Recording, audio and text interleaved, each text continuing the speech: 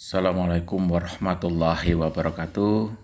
Sahabat dimanapun berada, salam bahagia, salam dahsyat, luar biasa. Kita jumpa kembali di channel Yunsung Kreasi. Pada kesempatan ini kami ingin membahas terkait dengan marah, ya. Kami beri judul "Jangan Biarkan Marah Merusak Rumah Tangga". Sahabat semua yang berbahagia, marah itu memang menjadi bawaan manusia, ya, dan hampir setiap kita pernah marah. Hanya bagaimana kita bisa berpikir terkait dengan dampak marah. Ya, kita bahas beberapa terkait dengan dampak marah, sehingga kalau mengetahui terkait dengan dampaknya, maka kita akan berpikir ulang untuk marah, apakah perlu atau tidak, dan bagaimana mengatasi marah yang tidak perlu, sehingga rumah tangga itu tidak mudah rusak. Dampak marah yang pertama, sahabat semua yang berbahagia, adalah perpecahan dan konflik. Ini pasti. Jadi kemarahan yang tidak terkendali dapat merusak hubungan sosial dan meningkatkan konflik, mengancam stabilitas rumah tangga. Sahabat semua yang berbahagia, kalau kita marah itu kadang yang dekat terasa jauh. Ngomong dengan orang dekat itu kadang kala keras banget, ya, dengan suara yang sangat keras gitu. Sehingga ini menimbulkan perpecahan dan konflik. Nah, ini yang pertama. Dampak yang pertama ini barangkali sering terjadi di keluarga, bahkan tidak hanya keluarga. Kadang-kala perpecahan konflik itu terjadi di masyarakat, ya, karena masyarakatnya menjadi masyarakat pemarah. Kemudian kedua, sahabat semua berbahagia, dalam keluarga itu tentu berkurangnya kebahagiaan. Jadi kemarahan dalam rumah tangga dapat mengurangi kebahagiaan dan keberkahan, menciptakan suasana yang tidak nyaman.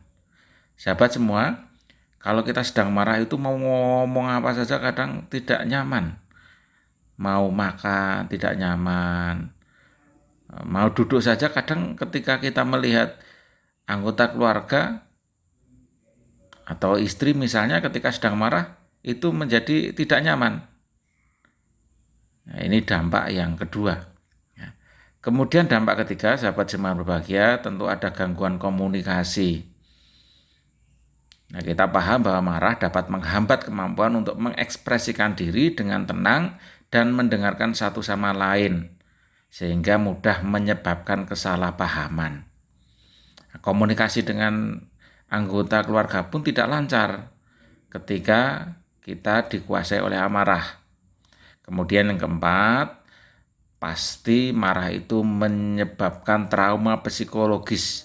Ya, korban kemarahan bisa mengalami stres, kecemasan, kurang percaya diri, dan merasa terisolasi yang bisa berkembang menjadi depresi atau trauma mental. Sahabat semua, kalau dalam rumah tangga kita sering marah, misalnya ayah marahi anak, suami marah istrinya, ini seringkali timbul trauma. Ya, ada ketakutan-ketakutan, bahkan ketika dewasa dia bisa balas dendam. Ini dampak negatif yang luar biasa. Sehingga sahabat semua berbahagia, kalau kita mengetahui dampak-dampak marah, ini maka kita akan berpikir dua kali untuk marah. Apa sih manfaat marah bagi kita? Gitu ya. Sehingga bagaimana kita mengatasi ketika marah? Sahabat semua, yang pertama adalah pindah posisi. Ini sudah jelas ya. Jadi pindah posisi atau menggerakkan anggota badan. Misalnya ketika kita marah dalam posisi berdiri, maka segera duduk. Karena ini tentu akan mengurangi agresi. Ya, posisi berdiri lebih siap untuk bertindak agresif. Sedangkan duduk lebih tenang. Kalau duduk kok masih marah, maka berbaring. Karena berbaring itu mau marah juga sulit. Menggerakkan lebih sulit, ngomong-ngomong keras juga sulit gitu. Sehingga mencegah tindakan impulsif yang bisa disesali. Jadi pindah posisi ya. Kalau misalnya kita di depan ya pindah ke belakang, kita ke kiri ya pindah ke kanan gitu.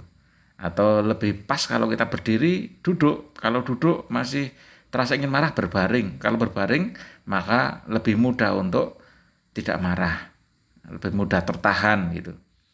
Karena juga pindah posisi itu menenangkan pikiran. Ya, mengubah posisi membantu mengalihkan pikiran dari sumber kemarahan dan meredam emosi. Contoh saja begini, kalau sahabat semua marah kok memandang ke depan, itu coba tundukkan kepala. Kalau marah menunduk kepala kan agak susah. Ya, apalagi ketika kita marah kok mendongakkan kepala, itu lebih susah lagi. Sahabat semua yang berbahagia, kemudian menjauh sejenak.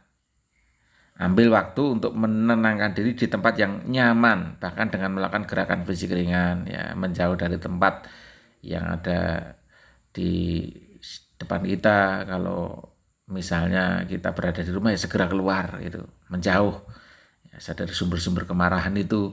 Kemudian tahan diri dari bicara. Coba sahabat semua yang berbahagia, kalau kita bisa menahan diri bicara, tidak bicara saat emosi, karena bisa menyakiti. Kalau orang emosi itu kadang bicaranya kasar, tidak tertata, tidak terarah gitu ya, sehingga sering menyakiti. Apa yang keluar itu menyakitkan, sehingga tahan diri dari bicara. Coba kalau marah tapi tidak bicara, diluapkan dari sorotan mata misalnya, ya, dari wajah, dari gerak-gerik saja, ya, tidak usah bicara dan tidak usah bertindak yang menyakiti. Kemudian sahabat semua yang berbahagia, tenangkan pikiran. Lakukan hal yang membuat nyaman seperti menulis untuk menguraikan perasaan atau berdoa sesuai keyakinan gitu ya. Kalau kita sedang marah itu, maka bisa ambil bolpen, nulis, uraikan saja marahnya dalam bentuk tulisan gitu ya. Ini sahabat semua berbahagia, tips supaya kita tidak marah. Dan yang lain lagi adalah kita coba basahi badan atau anggota badan kita dengan air. Ya, kalau kita sedang emosi tinggi itu, maka segera ambil air untuk cuci muka atau membasahi tempat yang lain, atau kalau memungkinkan mandi. Maka kalau mandi itu marahnya akan hilang, akan reda.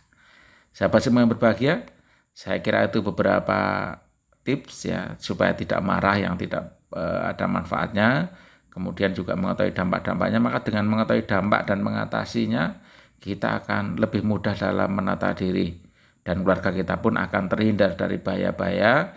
Kita tidak akan menyesali, karena banyak orang yang marah kemudian berbuat sesuatu yang menyakitkan, bahkan keluarganya jadi rusak, rumah tangganya jadi rusak, dan dia menyesal di kemudian hari. Sahabat semua yang berbahagia, demikian. Salam sukses, salam dahsyat, salam rukun keluarga. Assalamualaikum warahmatullahi wabarakatuh.